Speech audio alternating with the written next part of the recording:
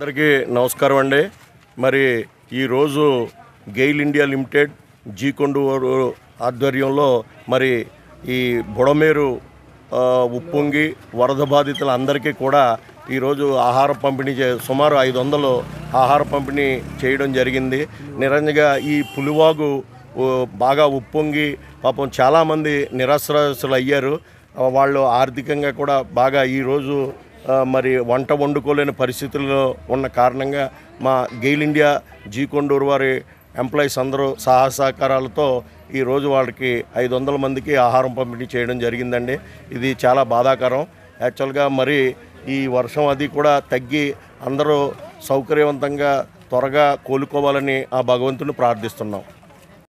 ఈనాడు GAIL India company వారు చాలా ఉదారతతో ఇక్కడ పులివాగు, గొల్లింతలవాగు ఇలాంటి ప్రకృతి వైపరీత్యాలకి దెబ్బతిన్నటువంటి ఇళ్లవారికి సహకారం అందించటం చాలా ఆనందదాయకం. ఇది చాలా సంతోషించదగ్గ విషయం.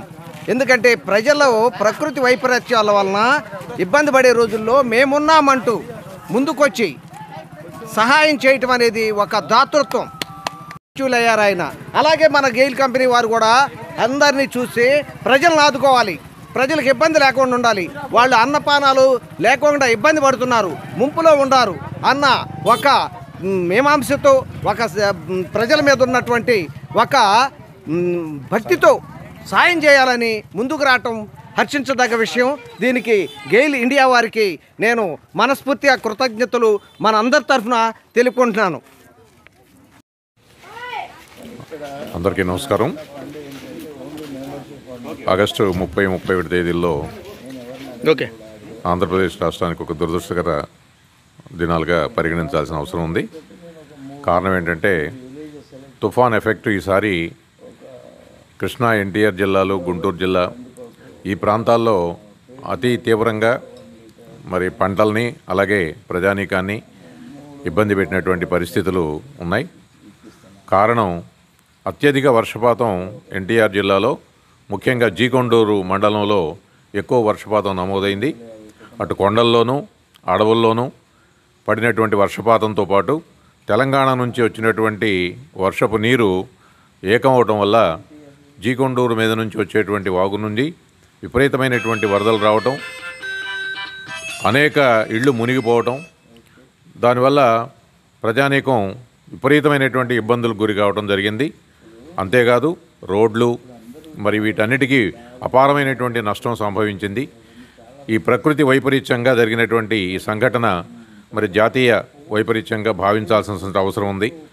ప్రజలు మిక్కిలి ఇప్పటికీ ఎప్పుడో 31-30 తారీఖులో జరిగినటువంటి సంఘటన నుంచి ఇప్పటికీ మరి కోలుకునేటువంటి పరిస్థితులు, కొన్ని గ్రామాలు విపరీతమైనటువంటి నష్టం, ముఖ్యంగా కొండూరు నుంచి మొదలుకొని ముత్యాలంపాడు, ఆతుకూరు, చేగిరెడ్డిపాడు, కందులపాడు, వెలగలేరు ఈ గ్రామాలకి ముంపు ఎక్కువగా వచ్చేసి ఇప్పటికీ ప్రజలు ఇంకా ఆ స్థితి నుంచి బయటికి రానటువంటి పరిస్థితుల్లో ఉన్నారు.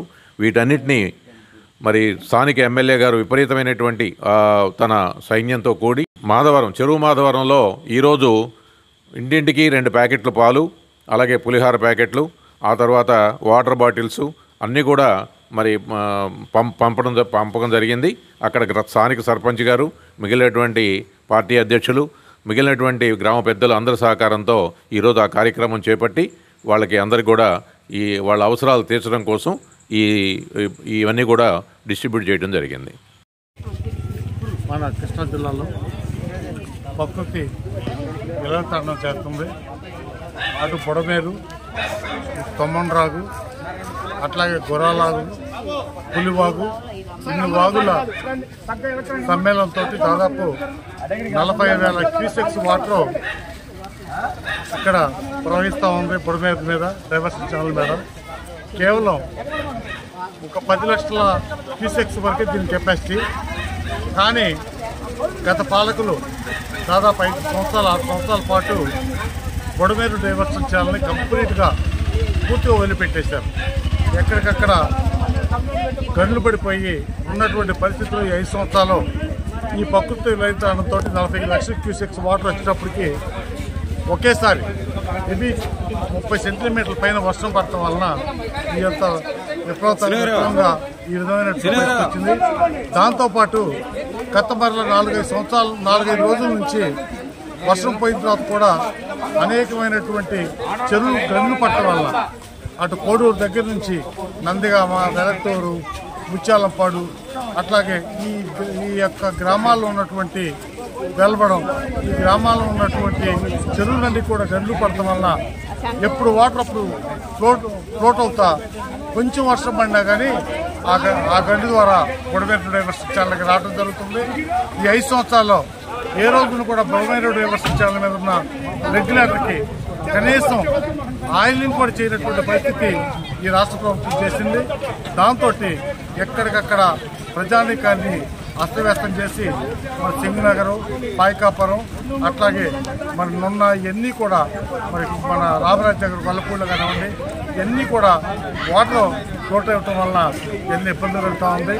కానీ అప్రమత్తమైనటువంటి చంద్రబాబు గారి నాయకత్వంలో ఈ రాష్ట్ర ప్రభుత్వం ఎవరికి వాళ్ళు ప్రజానీకానికి అట్లాగే ఆ గ్రామాల్లో ఉన్నటువంటి మరి వరద ముంపు ప్రాంతాల్లో ఉన్నటువంటి ప్రజానీకానికి పాలు కానివ్వండి, ఆహారం కానివ్వండి, అలాగే వాటర్ కానివ్వండి ఎక్కడా కూడా తేడా రాకుండా ముందు మనిషి జీవించడానికి కావాల్సినటువంటి కార్యక్రమాన్ని అంతా కూడా మన చంద్రబాబు నాయుడు గారు తీసుకొని మరలా మా జనజీవనం ఒక ప్రయారిటీ ఒక విధంగా వచ్చే విధంగా కూడా దానికోసం పాటుపడుతూ ఉన్నారు.